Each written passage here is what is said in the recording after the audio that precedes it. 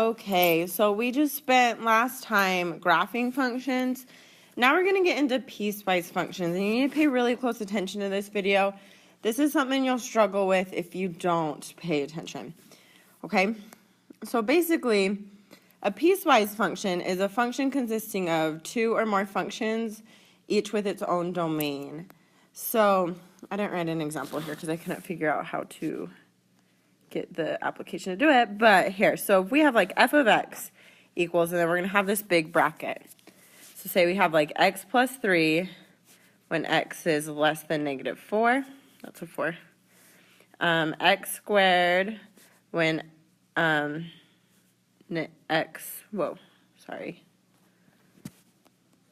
x is greater than or equal to negative 4 and less than or equal to 0, let's say. And then the square root of x when x is greater than 0. So that's a piecewise function. There's three pieces there, and they each have their own domain. Like the domain to x plus 3 is x is less than negative 4. The domain to x squared is x is greater than or equal to negative 4, and it's also less than or equal to 0. And then the square root of x, the domain there is x is greater than 0. Okay? So let's get into some of these. So we have to find the value given the piecewise function. So negative 5. So we're going to look at our domain, and we're going to see where does negative 5 fall in there. Well, negative 5 is less than negative 3. So it's going to be that top equation right there. I'm just going to plug negative 5 into there. So I have 2 times the absolute value of negative 5 minus 5, which is 2 times the absolute value of negative 10. The absolute value of negative 10 is positive 10. So that answer right there is 20. Okay, now f of 2. Now 2 is between negative 3 and 7, so that's going to be the second equation there. And then I'm just going to plug 2 into that. So I have f of 2 equals negative 2 squared plus 4 times 2, which is negative 4 plus 8, which is positive 4. Okay, now f of 7. 7 is greater than or equal to 7. It's equal to 7. So I'm going to plug 7 into that one. So I have the square root of 2 times 7 plus 6, which is the square root of 14 plus 6, which is the square root of 20. And honestly, I'm fine if you leave it as the square root of 20, or you can plug that into your calculator. Get the decimal is about 4.47. And if you're going to write the decimal, write it to the hundredth place. So write it to 2 decimals. Okay? Let's look at this one. So, g of negative 3. Well, negative 3 is between negative 4 and negative 2. So g of negative 3 just equals 8.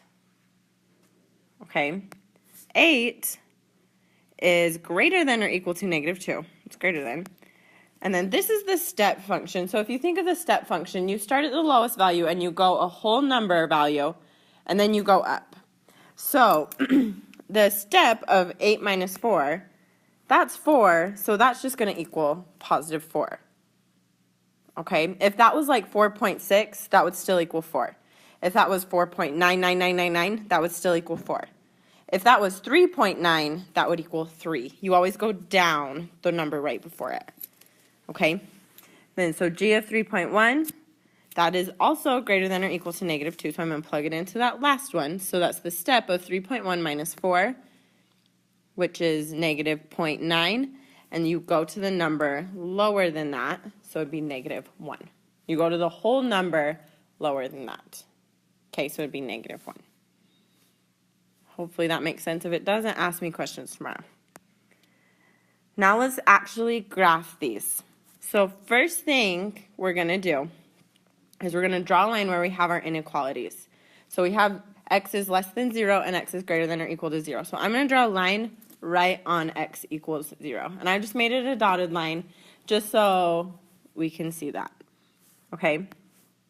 And then we're going to look at the first equation. And let's plug in 0 to see where it crosses that line. And it's 0 because that is our line right there. If our line, so if our inequality was like x is less than 3, we would plug in 3. Or if it was x is less than negative 2, we would plug in negative 2. Okay, so we're going to plug in 0. So I have the absolute value of 0 plus 3 minus 1, which is the absolute value. That shouldn't be negative 3. It should be positive 3. It doesn't change it. So that's 3 minus 1, which is 2. So this is going to cross up there at 2, and it's an open circle at 2 because it's less than and not equal to. So if it was less than or equal to, it would be closed. Since it's just less than, it's open. Okay, so if it's equal to it, it's a closed circle. If it's not equal to it, it's open. I would write that down. So if it's equal to it, it's closed. If it's not equal, it's open. Okay, then let's just go and graph this. So if we look at this, the absolute value of x plus 3 minus 1, the parent function of that is the absolute value function. That plus 3 is going to move it left 3. The minus 1 is going to move it down 1. So I'm just going to draw a point right there, left 3, down 1. Okay, and then I can just connect these. So we know the absolute value is a V-shaped graph. So I can just draw that V-shaped graph right there. Okay, and it's always up 1 over 1 unless you have some sort of stretch, but we don't have a stretch on this one. Okay, now we're going to look at the second equation, and we're going to plug in 0 for that second equation. So we have 2 times 0 minus 5, maybe, yep, which just equals 0 minus 5, which is negative 5. So we're going to put a closed circle at negative 5 because it's less than, or it's greater than or equal to. So that equal to is the key there. That's less or greater than or equal to. So the equal to makes it a closed circle. Now to graph this, it's just a line, and this is in the form of mx plus b, where m is our slope and b is our y-intercept. So our slope is 2, which means I'm going to go up 2 over 1. So I'm just going to draw that point right there. So I go up 2 over 1, draw that point. Up 2 over 1, draw that point again. I have enough points there, so I'm just going to draw my line. Okay, and you obviously don't have to draw your points that big. I'm exaggerating, but that's just so you can see where they are. Okay? Then the last thing I'm going to do is I'm just going to get rid of that very first line I drew. So when you do this, I really, really want you to do it with pencil. Okay, I don't want you to use pen on this. Most of the time I don't care, but for this, especially graphing, it's hard because if you mess up, then you're going to have to get a whole new graph. So please, please do this in pencil. Okay, so there's our piecewise graph. Now we need to look at the domain. So remember, domain's x values. So if I go left to right, I go and go and go, and then I get to that open circle right there. But then I can jump down, and it's a closed circle, so there is still a point right there, and then it continues forever. So the domain here is negative infinity to positive infinity. Now my range, that's from the bottom to the top. The lowest value this ever equals is negative 5. And there is a point there, so it's a bracket. So it's negative 5, and then it goes up forever to infinity. Okay, and then discontinuities. I promise I'll get it right one of these times. But there is a jump at x equals 0. Okay, let's look at the next one. So I have maybe negative x minus, or negative 4 minus x when x is less than or equal to negative 3, and negative 1/2 x squared when x is greater than negative 3. So I'm going to draw a line at negative 3 because that's where my inequality is. Okay. Now I'm going to plug in negative 3 to the first equation. So I have negative 4 minus negative 3, which is negative 4 plus 3, which is negative 1. And this is less than or equal to negative 3, so it's going to be a closed circle at negative 1. Okay, now to graph this. Negative 4 minus x is the same thing as negative x minus 4. So my slope here is negative 1 over 1, which means if I was going to the right, I would go down 1 over 1. Since I'm going to the left, I'm going to go up 1 and then to the left 1. So that's my first point, that's my second point, and then I can just draw that line right there. Okay, remember a negative slope, you're walking downhill. So that's one way to check this. That is a negative slope because you would be walking downhill if you were walking along this. Okay, now let's look at that second equation. So I'm going to plug in negative 3 for that. So I have negative 1/2 times negative 3 squared which is negative 1/2 times 9, which is negative 4.5. And that would be an open circle because it's just greater than. So I'm just going to draw an open circle right there at negative 4.5. Now, so we have negative 1/2 x squared. The vertex of this is at 0, 0, because we didn't move vertically and we didn't shift horizontally either. So my vertex there is at 0, 0. Now, parabolas are always, they have the same points on both sides. So since at negative 3, the value is negative 4.5, at positive 3, the value will also be 4.5. So I'm just going to draw a point right there, and then I'm going to connect these. And I had to draw that using my mouse, so just bear with me. That's as good as I could do. Okay. Then I'm going to erase that line, get it out of there, and that is my piecewise function. Okay. Now let's just state our domain. So going left to right, there's always going to be a point in there. So it's from negative infinity to positive infinity. Now going from the bottom to the top, there still will always be a point in there. So that's from negative infinity to positive infinity also. Now my discontinuities, we have a jump at x equals negative 3. Okay?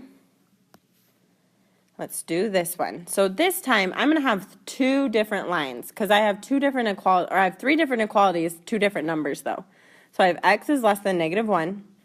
Negative 1 is less than or equal to x is less than or equal to 2, and then x is greater than 2. So I'm going to draw a line at negative 1. I'm also going to draw a line at 2. Okay. And if we look at that first one, so it's x is less than negative 1 when x is 7. So I'm just going to go up to 7 and draw an open circle right there because it's less than, so it's not a closed circle. And then I'm just going to draw that line because that line is y equals 7. Okay, so that's the first part of my graph.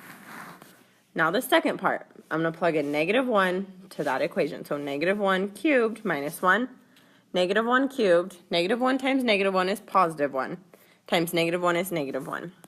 So that's negative 1 minus 1, maybe, which equals negative 2. And that's going to be a closed circle at negative 2. Now I also want to find where at 2, so I'm going to plug in 2 for that one too. So I have 2 cubed minus 1, which 2 cubed is 2 times 2 is 4, times 2 is 8, so that's 8 minus 1, which equals 7. So that crosses up there at 7. Now, the x cubed graph is kind of like that weird squiggle, that's the word I'm trying to say, squiggle graph. So the minus 1 moves it down 1. So I'm just going to draw that point right there. That's my vertex. And then I'm just going to connect those points.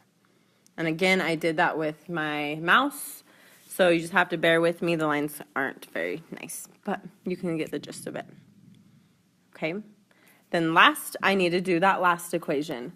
So I'm going to plug in 2 for that. So I have negative square root of 2 times 2 plus 1, which is negative square root of 4 plus 1, which is negative 2 plus 1, which is negative 1. And that's going to be an open circle at negative 1. Maybe. Now, that negative flips this graph. The 2 horizontally compresses it by 1/2. And the 1 moves it up 1, which isn't going to affect us because we aren't on that part of the graph. We're way past it. So this is just going to be an upside down line that way. Okay, because usually the x squared graph goes like this. Since it's negative, it's just going to go like this. Okay, and we just want a basic gist of the graph. Now, maybe, I'm going to erase those lines, and there's my graph. So for my domain is negative infinity to positive infinity. My range here, the lowest value this is going to go, it's going to go to negative infinity. But the very highest this goes is 7. So that's from negative infinity to 7. And there's a bracket on 7 because there is a point right there. And then discontinuities, there's a jump at x equals -1, and there's also a jump at x equals 2. Okay, take the quiz. I will see you guys tomorrow.